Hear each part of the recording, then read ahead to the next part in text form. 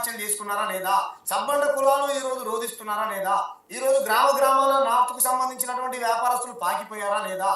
ఈ వాస్తవాలు కాదా? ఒకవేళ వాళ్ళు అన్నట్టే అనుకుంటే, నేను లేదన్నా వాళ్ళు బురదేస్తారు. ఒకవేళ చేసినా పర్వాలేదు. ఎందుకు ఇంత బలం వచ్చింది ఉద్యమానికి చెప్పండి? రైట్. శ్యామ్ గారు, మీకు రాజకీయాలతో సంబంధం లేదు అంటే ఒక ఫోటో సోషల్ మీడియాలో మీదే వస్తుంది. దానికి సమాధానం చెప్పండి. మీ మాటిస్తున్నా సికింద్రాబాద్ భవితకు అండగా ఉంటానని.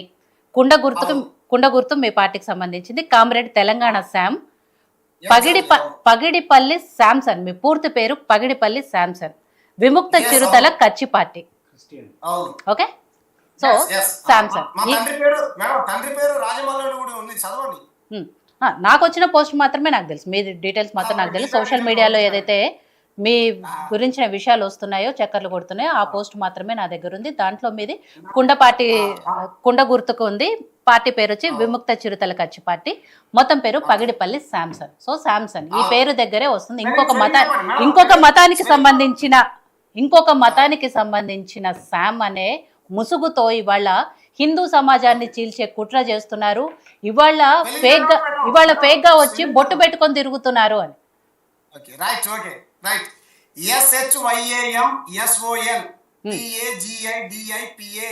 మా తండ్రి పేరు రాజమల్లు, RAJAMALLU.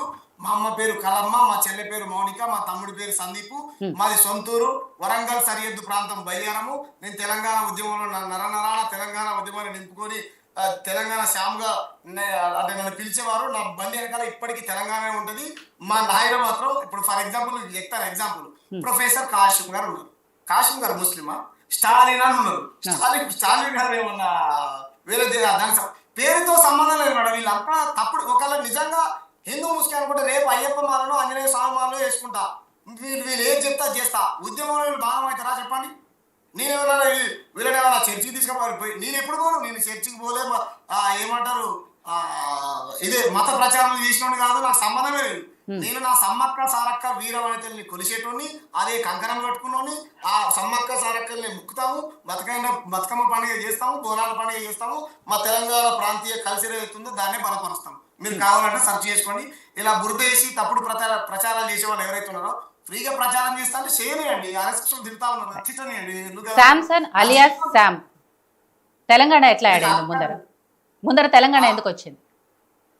ఇదే అడిగారు, బాగున్నది. ఇప్పుడు ఏదో సమ్ కిరణ్ కుమార్ హిందూ, లేకపోతే ఇంకొక కాంగ్రెస్, ఇంకొక BRS అని ఎలా పెట్టుకుంటాడో, తెలంగాణ ఉద్యమంలో మేము పిచ్చిగా ఛాయ్ అమ్మే దగ్గర ప్రతి దగ్గర చర్చ చేసేవాళ్ళం. యాడి మీద తెలంగాణ అంటుండే. ఇది తెలంగాణ శ్యామ్ రాబాయ్ అని అంటుండే. ప్రజలు ఇచ్చినటువంటి పేరునే తెలంగాణ పిచ్చిగా నన్ను అలాగే పిలిచేవాళ్ళు అందరూ.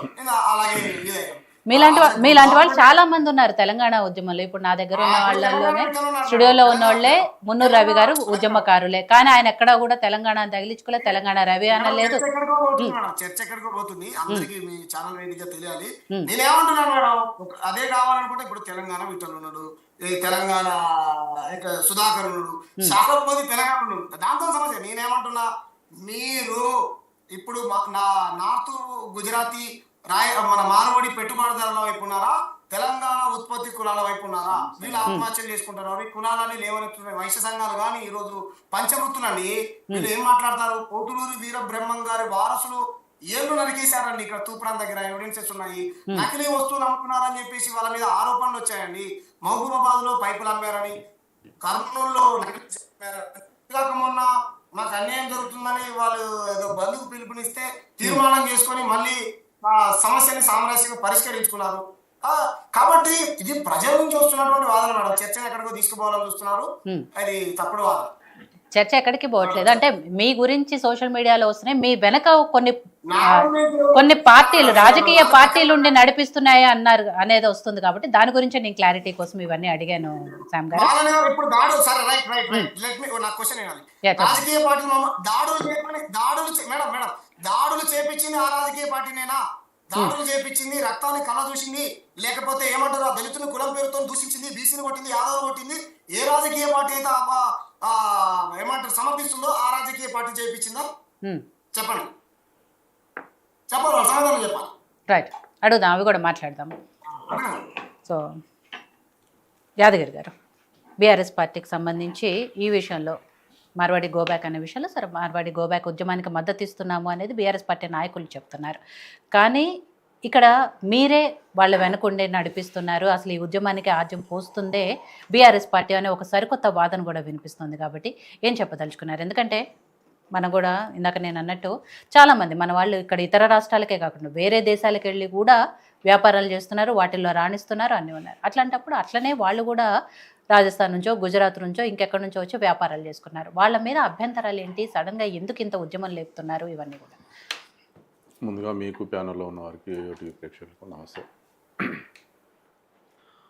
మార్వాడి గోబ్యాక్ అనేది గతంలో టీఆర్ఎస్ పార్టీ పుట్టిందే మన తెలంగాణ సంస్కృతిని నీళ్లు నియామకాలు నిధులు అనే దానితో, అదే ఈ తెలంగాణ సంస్కృతి సంప్రదాయాలను కూడా ఉమ్మడి ఆంధ్రప్రదేశ్లో కొన్ని మనకు అనగదొక్కిరు కాబట్టి అన్ని రకాలుగా మనం ఇబ్బంది పడ్డాం కాబట్టి ఒక తెలంగాణ ఉద్యమం ఏర్పాటు చేసుకొని మన పక్క రాష్ట్రమైనటువంటి తెలుగు రాష్ట్రమైన వాళ్ళ మీద మనం పోరాటం చేసి మనకు కావాల్సిన దానికోసం తెలంగాణ సాధించుకున్నాం.